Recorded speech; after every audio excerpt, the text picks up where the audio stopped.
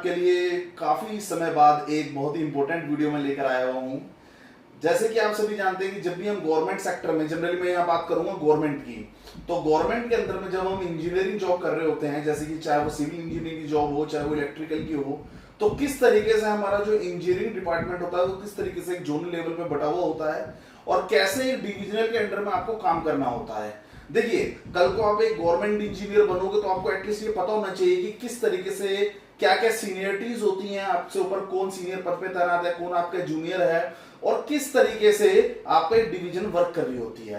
तो अगर मैं बात करूं जोनल लेवल की, तो यहां पर मैं ये देखिए कि स्ट्रक्चर दिखाना चाहता हूं।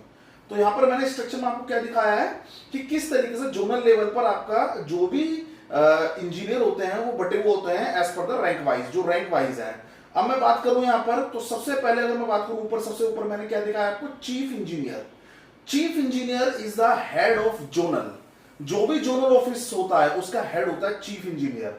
अगर मैं बात करूं यहां पर, तो एक तरीके से आप ये भी समझ सकते हो, जैसे मैं दिल्ली की बात करूं तो दिल्ली में जैसे कि ईस्ट दिल्ली है, जैसे कि नॉर्थ दिल्ली है, साउथ दिल्ली है, तो इस पूरी डिस्ट्रिक्ट का एक चीफ इंजीनियर होगा, जिसे जोनल ऑफिसर भी बोला जाता है आपके, अगर मैं बात करूं देसी लैंग्वेज में।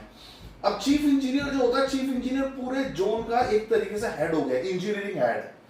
अब यहां पर अगर मैं बात करूं तो इसकी ग्रेड पे, यहां पर मैंने आपको सैलरी के ग्रेड पे दिखा रखा है, दैट इज 10,000। अगर ग्रेड पे की बात करें तो चीफ इंजीनियर ग्रेड पे होता है 10,000, equivalent to the commissioner. Commissioner भी आपका 10,000 के इक्विवेलेंट होता है, जो आपका ग्रेड पे मिलता है।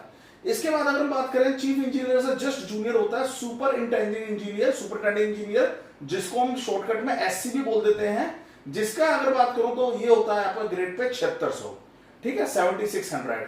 अब मैं बात करूं यहां पर, तो चीफ इंजीनियर के अंडर में कई सुपरिंटेंडेंट इंजीनियर हो सकते हैं। Superintendent engineer is the head of the circle. Circle office का हेड होता है सुपरिंटेंडेंट इंजीनियर। सर्कल ऑफिस क्या होता है कि जो भी आपका जो भी जोनल है, मतलब एक डिस्ट्रिक्ट है, उसे अलग अलग सर्कल्स में बांट दिया जाता है, डिवाइड कर दिया जाता है, ताकि अच्छे से कंट्रोल हो सके, आपके जो भी एरिया है उसके ऊपर मॉनिटरिंग अच्छे से हो सके। तो superintendent engineer is the head of the circle. एक पर्टिकुलर सर्कल का हेड होता है सुपरिंटेंडेंट इंजीनियर। तो एक चीफ इंजीनियर के अंडर में मल्टीपल एससीज हो सकते हैं यहां पर, है, it will depend upon the vacancies, और जो भी आपकी एससी है उसकी सीट्स पर डिपेंड करेगा, ठीक है। अगर बात करें यहां पर एससी, तो एससी के अंडर में फिर हमारी कई सारी डिविजन्स होती हैं। डिविजन्स जैसे कि एससी है, तो एससी के नीचे मैंने क्या दिखाया है आपको, एग्जीक्यूटिव इंजीनियर और DO. DO means divisional officer. Divisional officer मतलब एक डिवीजन का जो ऑफिसर होता है, that is the head of the division, that is called executive engineer. Double E, XEN भी बोल देते हैं इसको शॉर्टकट में। तो यहां पर एग्जीक्यूटिव इंजीनियर की बात करें तो एक एससी के अंडर में कई मल्टीपल एग्जीक्यूटिव इंजीनियर्स हो सकते हैं। It will depend upon the divisional office. जितने डिविजनल ऑफिस होंगे उतने एग्जीक्यूटिव इंजीनियर आपके होने चाहिए, ठीक है। अब बात करें एग्जीक्यूटिव इंजीनियर के ग्रेड पे की, तो दैट इज 6600 के ग्रेड पे हमारा एग्जीक्यूटिव इंजीनियर का जो है वो दिया जाता है। नेक्स्ट अगर मैं बात करूं यहां पर, तो उससे जस्ट जूनियर आता है आपका असिस्टेंट इंजीनियर और SDO, means sub divisional officer. Assistant engineer एक सब डिविजनल ऑफिसर होता है, क्यों? क्योंकि ये एक सब डिवीजन का हेड होता है। तो ऐसे ही जो एग्जीक्यूटिव इंजीनियर होता है, जो इसके पास एरिया होता है, ये अलग अलग आपके सब डिविजन्स में डिवाइड कर देता है एरिया को। उस सब डिवीजन का, एक सब डिवीजन का जो मालिक होता है, जो हेड होता है कहने के लिए, वो होता है असिस्टेंट इंजीनियर। तो एक एग्जीक्यूटिव इंजीनियर के मल्टीपल असिस्टेंट इंजीनियर उसके अंडर में काम करने वाले हो सकते हैं। It will depend upon the जो भी सीट्स होंगी उस पर डिपेंड करता है, ठीक है। तो ग्रेड पे जो होता है आपका असिस्टेंट इंजीनियर का जनरली कितना होता है आपका, 5400। तो यहां पर अलग अलग स्टेट वाइज और सेंट्रल गवर्नमेंट वाइज अलग अलग ग्रेड पे हैं, बट जनरली आपका 5400 आपका ग्रेड पे असिस्टेंट इंजीनियर का होता है, एसडीओ जिसको हम बोल देते हैं, ठीक है। नेक्स्ट अगर मैं बात करूं, एक जैसे कि सब डिविजनल ऑफिसर हो गया असिस्टेंट इंजीनियर, उसी की सब डिविजनल में उसके अंडर में काम करने वाले कौन होंगे, junior engineer, that is called JE, junior engineer. अब जूनियर इंजीनियर एक असिस्टेंट इंजीनियर के अंडर में मल्टीपल जूनियर इंजीनियर हो सकते हैं, जिसका ग्रेड पे इसके जो होता है ग्रेड पे वो कितना होता है, 4600। ये आपका जूनियर इंजीनियर का स्केल हो गया। अब मैं बात करूं यहां पर, तो ये मैंने यहाँ पर एक गजेटेड ऑफिसर और नॉन गजेटेड ऑफिसर का एक मार्केशन की हुई है। ये मार्किंग मैंने इसलिए की है कि जो आपका जूनियर इंजीनियर है वो एक नॉन गजेटेड ऑफिसर की पोस्ट है। जैसे ही आप जूनियर इंजीनियर से असिस्टेंट इंजीनियर बनोगे तो आप एक सब डिविजनल ऑफिसर बन जाते हो, दैट इज कॉल्ड एसडीओ, और ये आपकी गजेटेड ऑफिसर की पोस्ट हो जाती है। ठीक है, उससे ऊपर फिर आपकी जो भी पोस्टेज है वो ऑटोमेटिकली गजेटेड ऑफिसर की हो जाएंगी। ठीक है ना। तो ये बेसिकली मैंने आपको दिखाया यहाँ पर किस तरीके से काम कर रहा है। अब बात करूं एक चीफ इंजीनियर की ग्रेड पे की। देखिए आज के टाइम में मैं 2024 के हिसाब से बता रहा हूं, जो कि आपका मंथ अभी अगस्त चल रहा है। अगस्त में 2024 के हिसाब से जो ग्रेड पे है 10,000 आपको जो दे रखा है चीफ इंजीनियर का, इसके अकॉर्डिंग जो चीफ इंजीनियर की सैलरी बनती है वो अराउंड आपकी बनेगी 2.6 to 7 lakhs। ठीक है, ये आपको मैं बेसिक बता रहा हूं, बेसिक मतलब जो इनिशियल लेवल पे होगी। और जो आपका चीफ इंजीनियर पुराने टाइम से वहां पर एग्जिस्ट करता होगा, हो सकता है उसकी सैलरी अबोव 3 lakhs भी हो।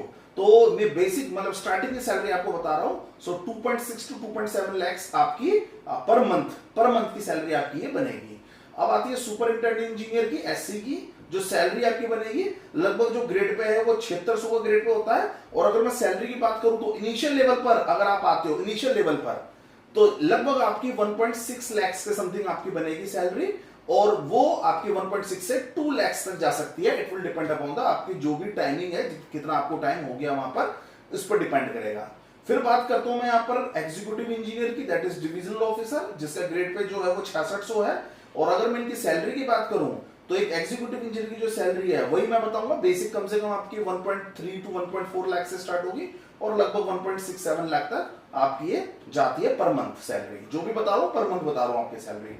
फिर उसके बाद में बात करूं असिस्टेंट इंजीनियर की, एसडीओ की, जो कि ग्रेड पे आपका 5400 है, जिसकी इनिशियल सैलरी जो स्टार्टिंग सैलरी आपकी बनेगी आज के हिसाब से वो लगभग आपकी बनेगी 1,10,000 से स्टार्ट होगी और लगभग वही आपकी लगभग 1.25 1.30 तक आपकी ये जा सकती है।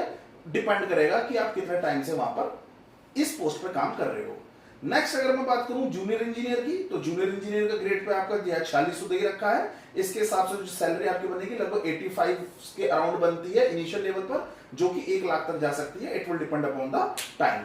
ठीक है, कितना आपको टाइम हो चुका है। तो ये स्ट्रक्चर मैंने आपको बहुत बेसिक स्ट्रक्चर समझाया है, जो कि पता होना चाहिए जब आप एक इंजीनियर बनने वाले हो उसके लिए। ठीक है, नेक्स्ट अगर मैं बात करूं, देखिए अब मैं आपको यहां पर स्ट्रक्चर ऑफ डिवीजन बताने वाला हूं। देखिए जब आप एक जेई के या ए के पद पर किसी भी ऑफिस को ज्वाइन करते हो तो यहां पर आपको एटलीस्ट इसका पता होना चाहिए कि मेरा जो ऑफिस है उसमें किस तरीके से वर्किंग हो रही है। मतलब मेरा जो डिपार्टमेंट है, जो स्ट्रक्चर है डिवीजन का, वो किस तरीके से बटा हुआ है। तो ये बेसिक नॉलेज देने के लिए मैंने आपको बताया, यहाँ पर एक ट्री बनाया, ट्री चार्ट बनाया है, ताकि आप अच्छे से समझ जाओ। तो सबसे पहले अगर मैं बात करूं एग्जीक्यूटिव इंजीनियर, तो एग्जीक्यूटिव इंजीनियर के अंडर में किस तरीके से बटा हुआ है। इसके अंडर में एक प्लानिंग डिवीजन होती है, प्लानिंग सब डिवीजन, एक आपकी sub division 1, sub division 2, sub division 3, और भी सब डिवीजन हो सकती है। It will depend upon the कि कितने आपके एईज अवेलेबल है, असिस्टेंट इंजीनियर्स। और यहां पर ये एडमिनिस्ट्रेटिव स्टाफ। देखिए प्लानिंग की अगर मैं बात करूं तो प्लानिंग के अंदर में आपका एक असिस्टेंट इंजीनियर होता है जो प्लानिंग को देख रहा होता है, जिसको बोलते हैं एईपी, मतलब assistant engineer planning. P means planning.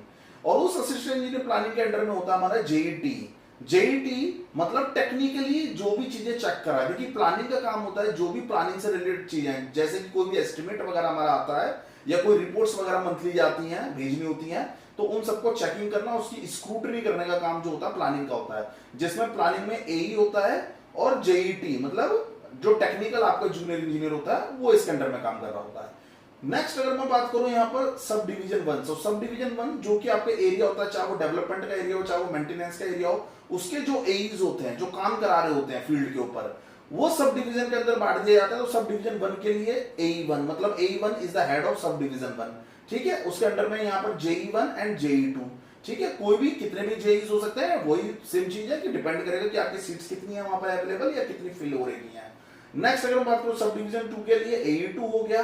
AE2 जो है सब डिवीजन 2 का हेड हो गया और उसके अंडर में JE3 JE4 हो गया। ये कोई जरूरी नहीं है 2 ही जेई हो, इट विल मे भी हो सकता है कि ये 1 हो और हो सकता है कि 1 भी ना हो और हो सकता है ये 2 से ज्यादा भी हो। ये तो मैंने आपको जस्ट एक रफली समझाने के लिए बताया है। ऐसी सब डिवीजन 3 है। सब डिवीजन 3 के अंदर आपका अगर मैं बात करूं तो उसका हेड हो गया AE3 और उसके अंडर में ये जेईज हो गए। ठीक है, इस तरीके से ये बटा हुआ होता है। अब यहाँ पर इन सब के अंडर में ये तो इंजीनियर्स की पोस्ट हो गई, लेकिन इनके लिए जो भी क्लरिकल स्टाफ होगा या जो भी असिस्टेंट करने वाला स्टाफ होगा या आपका अकाउंट से रिलेटेड स्टाफ होगा, तो उसको मैंने ले लिया यहाँ पे एडमिनिस्ट्रेटिव स्टाफ में। एडमिनिस्ट्रेटिव स्टाफ जो होता है ये भी एग्जीक्यूटिव इंजीनियर के अंडर में काम करेगा, जिसमें अकाउंट ऑफिसर होता है। अकाउंट ऑफिसर जो कि अकाउंट का काम करेगा, अकाउंट मतलब जो भी फाइनेंशियल से रिलेटेड चीजें होंगी वो सारी चीजें ये देखेगा यहाँ पर। फिर होता है एएसओ, ठीक है। एएसओ आपका जो असिस्टेंट सेक्शनल ऑफिसर हो गया, ये काम कर रहा होता है, बेसिकली कोरस्पॉन्डिंग ब्रांच में काम कर रहे होते हैं, सीबी के अंदर काम कर रहे होते हैं। नेक्स्ट अगर मैं बात करूं यूडीसी और SSA, that is upper divisional clerk जो होता है वो हो गया, और यहाँ पर लोअर डिविजनल क्लर्क हो गया, ठीक है। SSA senior secretariat assistant, JSA junior secretariat assistant. LDC JSA एक ही पोस्ट है, यूडीसी एसएसए कुछ भी आप बोल सकते हो, तो ये एक ही बात है। ये क्लरिकल स्टाफ हो गया जो कि काम करेंगे आपके इन्हीं सबके अंडर में, ठीक है। अब ये किस तरीके से काम करेंगे वो आपके जो भी डिवाइड किया करेंगे वर्क, वो डिपेंड करता है जो ऑफिसर होंगे वो उनको क्या वर्क असाइन करते हैं। नेक्स्ट एमटीएस, एमटीएस की बात करूं मल्टीटास्किंग सर्विसेज के लिए लगाए जाते हैं। मल्टीटास्किंग सर्विसेज के लिए आपको फाइल वगैरह के लिए काम कराना है जो भी, तो उसके लिए या पियोन वगैरह काम कराना है या फिर कोई भी छोटा मोटा काम कराना है, तो उसके लिए मल्टीटास्किंग सर्विसेज के लिए इनके अंडर में काम करेंगे, चाहे वो AE1 हो, AEP हो, AE2 हो, AE3 हो, या एग्जीक्यूटिव इंजीनियर खुद अपने ऑफिस के अंदर लगा सकते हैं डायरेक्टली, मतलब और जो भी चीजें हैं मतलब, और जरूरत है तो अकाउंट ऑफिसर भी इसको यूज कर सकता है। नेक्स्ट अगर बात करें यहाँ पर, तो नेक्स्ट है data entry operator. Data entry operator डीओ आपको पता ही है, बेसिक एक ड्यूटी है उसकी क्या कि कंप्यूटर पे जो भी काम करना है वो सारा काम उसी को करना है यहाँ पर। तो उनके लिए आप जो भी मैंने सब डिविजन बनाई है या प्लानिंग बनाया है, इसके अंडर में आपका हर सब डिवीजन प्लानिंग में एक एक डीओ आपका हो सकता है। ये भी डिपेंड करेगा इसकी कितनी सीट्स अवेलेबल है।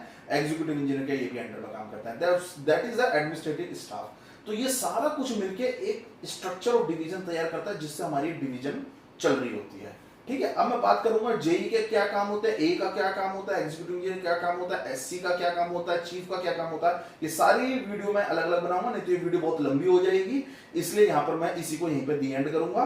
लेकिन अगर आपको वीडियो पसंद आई तो जरूर सब्सक्राइब करें इसको वीडियो को, और आगे मैं एक और नेक्स्ट वीडियो जरूर लेकर आऊंगा इसके लिए, ताकि आप अच्छे से वर्क भी समझ सको। देखिए ये चीजें मैं आपको प्रैक्टिकल बता रहा हूँ जो एक्चुअल में होती हैं, ठीक है। आप किताब पढ़ सकते हो, आप सिलेक्शन ले सकते हो, लेकिन वहां से हमें क्लियर पता नहीं चल पाता कि किस तरीके से हमारा डिपार्टमेंट जब हम पहुंचेंगे कैसे काम कर रहा होता है। उसके लिए मैंने वीडियो आपको नॉलेज देने के लिए बनाई है, ठीक है। थैंक यू सो मच, धन्यवाद।